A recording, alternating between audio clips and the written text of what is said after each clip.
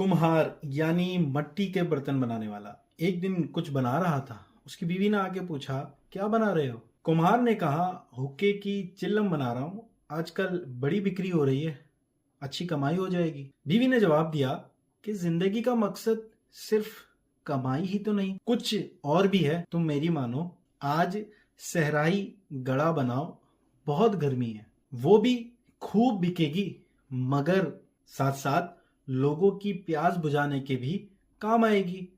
کمہار نے تھوڑی دیر کچھ سوچا اور پھر مٹی کو نئے روپ میں ڈھالنا شروع کر دیا۔ تو اچانک مٹی نے پوچھا، یہ کیا کر رہے ہو؟ میرا روپ بدل دیا۔ کیوں؟ کمہار نے جواب دیا، میری سوچ بدل گئی ہے، پہلے تمہارے پیٹ میں آگ بھر رہا تھا اور اب پانی بھرے گا، اور مخلوق خدا اس سے نفع حاصل کرے گی۔ مٹی بولی، تمہاری تو صرف سوچ